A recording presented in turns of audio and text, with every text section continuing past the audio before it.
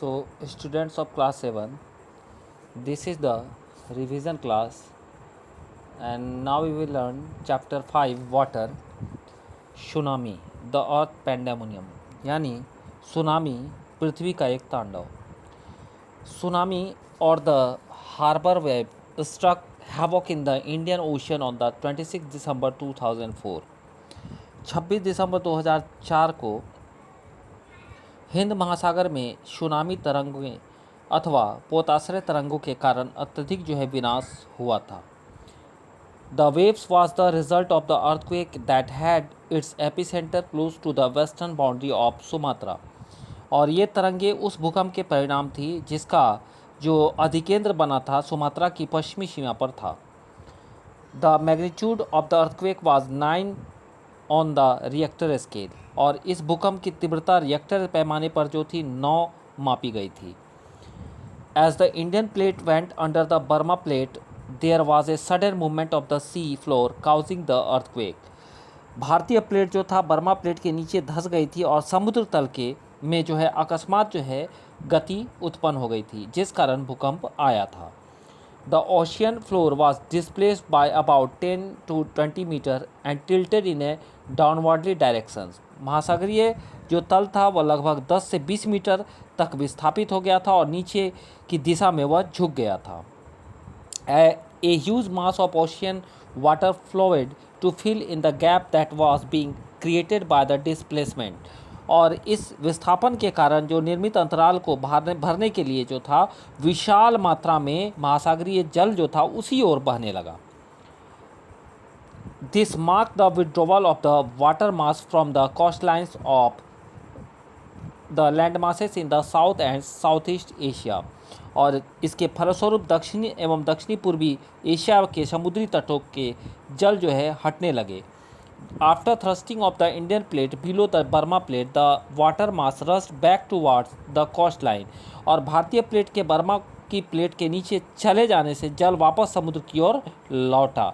And tsunami traveled at a speed of about 800 km per hour, comparable to speed of commercial aircraft, and completely washed away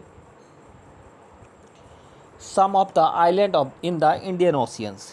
यानी यह tsunami लगभग 800 kilometre प्रति घंटे की रफ्तार से आया था जिसकी तुलना व्यावसायिक वायुयानों से की जा सकती है. और इसके परिणाम स्वरूप जो था हिंद महासागर में कुछ द्वीप पूर्णतः डूब गए थे.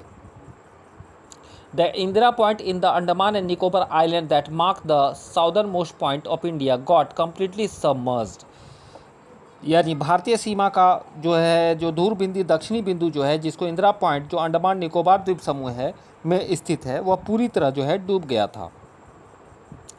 As the wave moved from earthquake epicentre from Sumatra towards the Andaman island and Sri Lanka the wave length decreased with decreasing depth of water.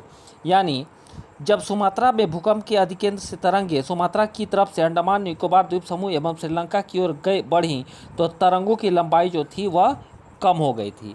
And the travel speed also declined from 7 to 900 km per hour to less than 70 km per hour.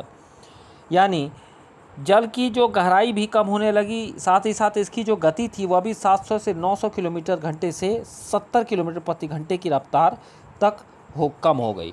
And tsunami waves travel up to a depth of 3 km from the coast, killing more than 10,000 people and affected more than lakh of houses. यानी समुद्र तट से tsunami लगे 3 kilometre तक गहराई तक गई जिसके परिणाम स्वरूप क्या हुआ कि 10,000 से अभी अधिक लोगों की मृत्यु हो गई और 1 लाख से अधिक घर वो भी अफेक्टेड हो गए, प्रभावित हो गए. एंड इंडिया भारत में the worst affected were the coastal areas of Andhra Pradesh, Tamil Nadu, Kerala, Puducherry and the Andaman and Nicobar island.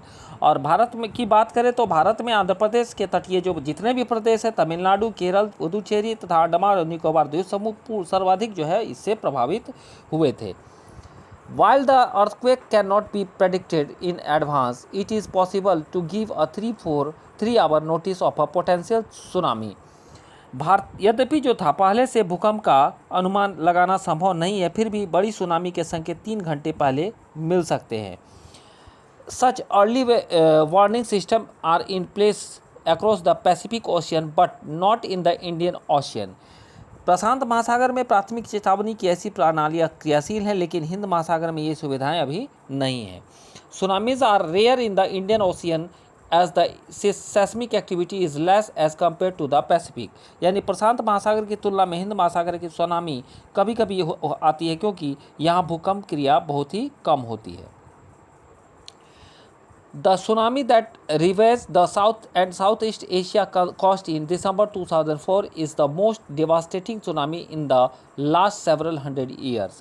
यानी दिसंबर 2004 में जिस सुनामी ने दक्षिण एवं दक्षिणी पूर्वी एशिया के तटों पर तबाही मचाई, वह पिछले कई सौ वर्षों की सबसे सर्वाधिक विनाशकारी सुनामी थी. The large damage caused to life and property was primarily a result of lack of monitoring, the early warning system and knowledge among the coast dwellers of Indian Ocean. और हिंद महासागर में निरीक्षण और आरंभिक चेतावनी की प्रणालियों एवं हिंद महासागर की तटीय जो निवासी थे उनमें जागरूकता की कमी के कारण जीवन एवं संपत्ति की जो थी सर्वाधिक क्षति हुई थी. The first indication that tsunami is approaching is the rapid withdrawal of water from the coastal regions, followed by destructive wave. और सुनामी आने का प्रथम संकेत यह होता है कि तटीय क्षेत्र में जल जो है तेज़ी से कमी आ जाती है और फिर विनाशकारी तरंगें उठने लगती हैं. And when this happened on the coast, instead of people going to high ground, they started assembling at the coast to view to miracle. और जब तट पर ऐसा हुआ था तो लोग जो थे ऊंचे स्थानों पर न जाकर उस जो है अचंभे को देखने के लिए तट पर एकत्रित होने लगे थे.